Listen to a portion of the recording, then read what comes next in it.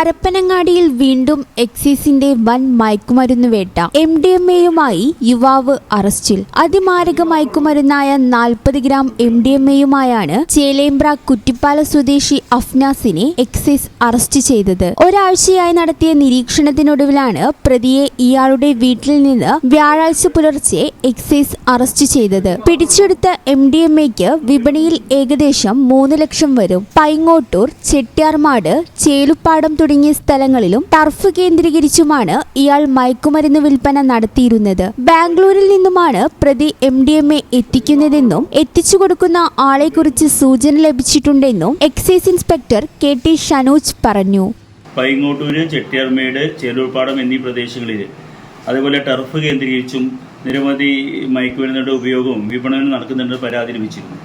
ഇത് അന്വേഷിച്ചതിൽ ഒരാഴ്ചയായി ഇതുമായിട്ട് ബന്ധപ്പെട്ട് അന്വേഷണം നടത്തി വരികയായിരുന്നു.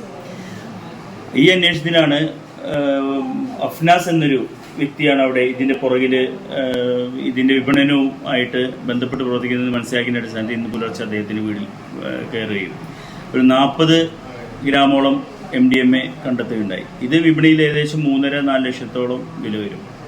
ഇനിയും ഇതിൻ്റെ പുറകിൽ ഈ അഫ്നാസ് മാത്രമല്ല, ഇതിന് പുറകിലും നിരവധി ആളുകളുണ്ട്. അത് വിവരം ലഭിച്ചിട്ടുണ്ട്. എത്രയും പെട്ടെന്ന് അതും കൂടെ നമ്മൾ കണ്ടെത്തുന്നതിനാണ് ഞങ്ങൾ അന്വേഷണം വ്യാപിപ്പിക്കുന്നതിന് തന്നെയാണ് തീരുമാനിച്ചത്. കൂടുതൽ അന്വേഷണം നടക്കുന്നതായും ഇനിയും പ്രതികൾ പിടിയിലാകാൻ സാധ്യതയുണ്ടെന്നും ഇൻസ്പെക്ടർ പറഞ്ഞു. ഈ ചാനൽ ന്യൂസ്, പരപ്പനങ്ങാടി. ഇടനെഞ്ചിലെ സ്വപ്നം മികച്ച ജോലിയാണെങ്കിൽ ഇനി ചിറകു വിരിച്ചു പറക്കാം. Empire college of science. Empire College of Science, Moondal, Kuttipuram, Malappuram.